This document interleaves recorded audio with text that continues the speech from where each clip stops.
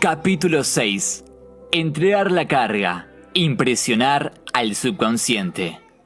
Cuando el hombre llega a conocer su propio poder y el proceso de su mente, su mayor deseo consiste en encontrar el medio más fácil y rápido que le permita impresionar su subconsciente a través de la idea del bien, ya que un conocimiento intelectual de la verdad no da resultados. En cuanto a mí, encuentro que el medio más fácil es el de entregar la carga. Un metafísico explica en otros tiempos lo siguiente con referencia a este tema. Lo que da peso dentro de la naturaleza, sea lo que éste fuera, es la ley de la gravitación. Si pudiéramos transportar una gran masa rocosa a la altura suficiente, más allá del planeta, habría dejado de tener peso. Eso era precisamente lo que Jesucristo entendía cuando decía: mi yugo es suave y mi carga es ligera. Había sobrepasado la vibración del mundo y se movía en la cuarta dimensión, donde todo es perfección, realización, vida y alegría. Él dijo: venid a mí, vosotros que padecéis y que tenéis problemas, y yo os daré reposo. Tomad mi yugo, pues mi yugo es suave y mi carga es ligera. Lo leemos de esta forma en el Salmo 55, que recaiga tu peso sobre el Señor. Numerosos pasajes de la Biblia proclaman que la batalla es la batalla de Dios, y en modo alguno la del hombre, y que éste deberá mantenerse siempre tranquilo y esperar la liberación del Señor.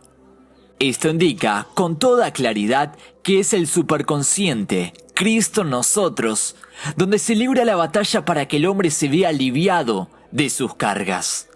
Veamos pues que éste viola la ley llevando su carga, pues esa carga no es más que un pensamiento o un estado adverso, y ese pensamiento, ese estado, y encuentra sus verdaderas raíces en el subconsciente. Parece casi imposible llegar a dirigir el subconsciente por la conciencia, es decir, por el razonamiento, pues la razón, el intelecto, se ve muy limitada por sus concepciones. Está repleta de duda y miedos. La actitud científica consiste en colocar la carga sobre el superconsciente, Cristo en nosotros, o bien terminar por desvanecerse para regresar a su nada original. Una persona que tenía una urgencia necesidad de dinero hizo esta afirmación: yo entrego esta carga a Cristo, que está en mí, y de ese modo voy al encuentro de la riqueza. Su carga era un estado de miedo y de pobreza, y aquel que le entrega a Cristo, el superconsciente, inunda el subconsciente de fe y riqueza, y esto tiene como resultado una gran prosperidad. Leemos en las Escrituras: Cristo nos llena de la esperanza de la gloria. Pues bien, presta atención a lo siguiente. En cierta ocasión, alguien ofreció un piano a una de mis alumnas. Ella no disponía de ningún lugar adecuado para instalarlo en su pequeño estudio, a menos que tirase el viejo piano que ya poseía. Se sentía totalmente desconcertada ante la situación, ya que por un lado deseaba conservar el viejo piano al que había tomado cariño, pero por el otro lado no sabía cómo hacerlo. Estaba realmente muy agitada, pues el piano nuevo se lo iban a entregar casi inmediatamente. Entonces repitió para sí misma: yo entrego esta carga a Cristo en mí, y habrá un espacio libre. Apenas unos momentos más tarde de decir eso, un amigo le preguntó por teléfono si querría alquilar un piano antiguo. Se lo envió apenas poco antes de que llegara a casa de mi alumna el piano nuevo. En cierta ocasión conocí a una señora que llevaba sobre sí una carga de resentimiento. Esta mujer decía: entrego esta carga de resentimiento a Cristo, que está en mí, y avanzo llena de amor, placer y felicidad. El todopoderoso superconsciente inundó el subconsciente de amor, y a partir de ese entonces toda su vida se vio completamente transformada por ello. Durante años, este resentimiento la había mantenido en un estado de angustia que le tenía aprisionada el alma, el subconsciente. Estas afirmaciones deben ser repetidas continuamente, durante horas, ya sea silenciosamente o en voz alta, con tranquilidad o determinación. Yo lo comparo con el acto de impresionar una placa fotográfica. Él debe impresionarnos con la palabra de verdad. Me he dado cuenta de que después de un cierto tiempo de haber entregado la carga, nuestra visión se aclara. Es imposible tener una visión clara allí donde solo se debaten las angustias del entendimiento carnal. Las dudas y el miedo no hacen sino que envenecer el espíritu y el cuerpo. Entonces la imaginación se desencadena y se provoca de ese modo el desastre y la enfermedad. Gracias a la repetición constante de la afirmación, yo entrego esta carga a Cristo que está en mí y avanzo libremente. La visión se transforma y al mismo tiempo aparece un sentimiento de alivio que tarde o temprano sirve para producir la manifestación del bien, que es la salud, la felicidad o la prosperidad.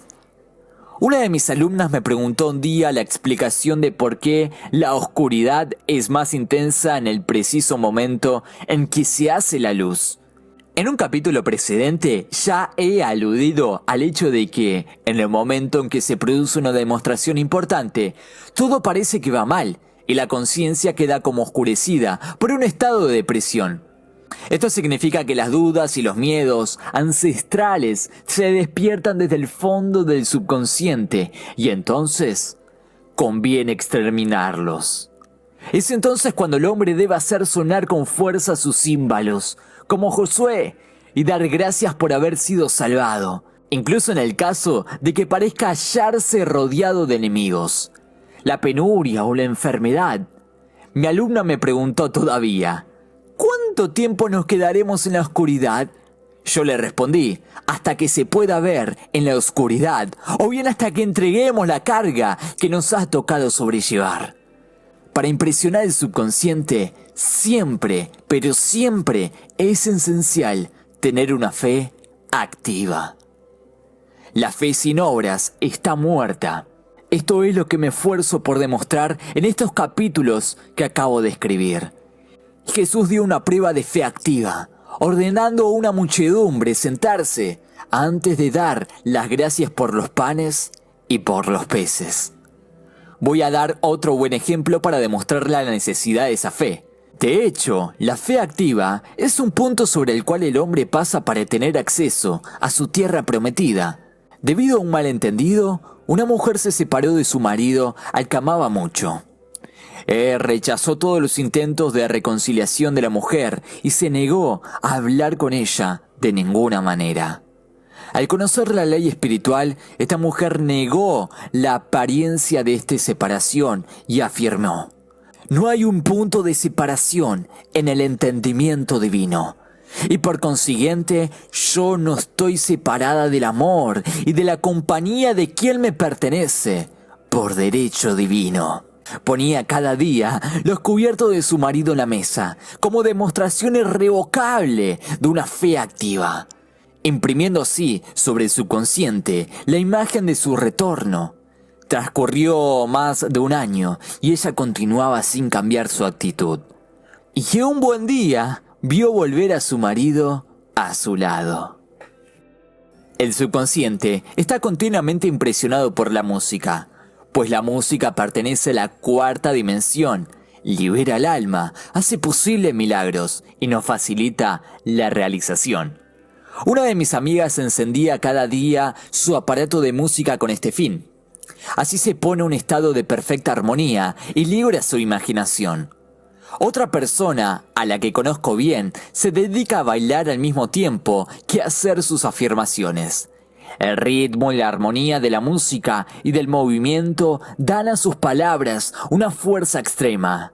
También se convierte que el estudiante se acuerda de no desapreciar los pequeños acontecimientos cotidianos. Invariablemente, antes de una demostración, las señales de tierra se manifiestan. Antes de llegar a las Américas, Cristóbal Colón vio pájaros que llevaban una ramita en su pico, señal inequívoca de que la tierra se hallaba muy próxima. Pues bien, lo mismo sucede cuando se produce una demostración. Lo que sucede es que, con frecuencia, el estudiante se equivoca, toma las señales por la demostración misma y luego se siente decepcionado. Por ejemplo, una señora había pronunciado la palabra, pidiendo una vajilla. Poco tiempo después, una amiga le dio un plato bastante viejo y desgastado. La señora vino a verme y se lamentó. Yo pedí una vasija y no recibí más que un plato viejo. Este plato, le dije, no es más que una señal de tierra. Su vajilla está en camino. Considérelo como la historia de los pájaros y las ramitas de Colón. Y en efecto, poco tiempo después, esta señora recibió la vasija que deseaba. Hacer ver de manera continua impresiona el subconsciente.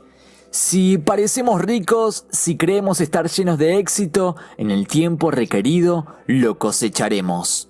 Con frecuencia los niños fingen ser, pues bien, si no se convierte en un niño pequeño, no entrará en el reino de los cielos. Conocí en cierta ocasión a una mujer joven y pobre, que no lo aparentaba. Se negaba a su vida, trabajaba en la casa de sus amigos ricos y cobraba por ellos un sueldo más bien modesto. Ellos le hablaban sin cesar de los muchos gastos que tenían y le aconsejaban ahorrar. Sin embargo, ella no se preocupaba de ahorrar y gastaba todo su dinero en compras. Una vez un sombrero, otra un regalo, y de este modo se sumergía en su propio mundo lleno de encanto. Sus pensamientos siempre estaban fijos en bonitas prendas de vestir, en objetos hermosos, pero jamás sentía envidia por los demás. Vivía inmersa en un mundo maravilloso y solitario, en el que las riquezas le parecían reales. No tardó mucho en casarse con un hombre muy rico y todas las bellas cosas con las que había soñado terminaron por materializarse. Yo no sé si su marido fue elegido por la selección divina, pero lo cierto es que la riqueza debió de manifestarse fuertemente en su vida como resultado de su propia imaginación, que solo se centraba en la riqueza. No hay paz ni felicidad para el hombre que no aparta todo el miedo de su subconsciente. El miedo es la energía más dirigida que debe cambiarse y transformarse en fe. Jesucristo dijo, ¿por qué tienes miedo, hombre de poca fe? Todo es posible para aquel que cree. Alguna vez, otra de mis abuelas me preguntó, ¿cómo puedo librarme del miedo? Yo le respondí, enfrentándose a lo que asusta. La ferocidad del león se basa en vuestro miedo. Enfrentemos al león y desaparecerá. Intentemos escapar de él y nos seguirá. Yo enseñé en los capítulos anteriores cómo el león de la pobreza desaparece en cuanto el individuo gasta sin miedo alguno, probando así que Dios era su riqueza y esta abundancia era por lo tanto infalible. Numerosos alumnos míos se vieron librados de las garras de la pobreza y están ahora en la opulencia, gracias a que habían perdido todo miedo a gastar. El subconsciente queda muy impresionado por esta verdad de Dios, que es a la vez la dádiva y el donante. En consecuencia, si nosotros estamos unidos a Dios, quiere decir que estamos unidos a la dádiva. He aquí hay una maravillosa afirmación. Doy gracias a Dios, el donante, por Dios, la dádiva. Debido a sus pensamientos de separación y de penuria, el hombre ha estado durante mucho tiempo separado del bien y de sus verdaderos recursos, hasta el punto de que hace falta emplear la dinamita para destruir esas falsas ideas del subconsciente. Y la dinamita se presenta bajo la forma de una importante ocasión para vencer. En todos los ejemplos anteriores, hemos visto que el individuo se libra a través de la destrucción del miedo. Escojas aquello que escojas hoy, será aquello a lo que servirás, ya sea el miedo o la fe. Quizás vuestro miedo se vea sustituido por la personalidad de otras personas. En este caso, no evitéis a aquellos que teméis, Id hacia ellos tranquilamente y veréis cómo se convierten en las mallas de oro, en los eslabones de vuestro bien, o bien desaparecerán armonizadamente de vuestro camino. Quizás tema usted la enfermedad, los microbios. Aprenda a ser insensible a los riesgos de contagio y se sentirá inmunizado. En efecto, no puede contaminar nada menos que su vibración. Este es el mismo plano que los microbios y el miedo. Rebaja al hombre al mismo nivel. Sin embargo, que quede bien entendido que el microbio que transmite la enfermedad es producido por el entendimiento mortal, pues todo pensamiento toma forma de algo. Los microbios no existen en el superconsciente. El entendimiento divino son el producto de la vana imaginación del hombre.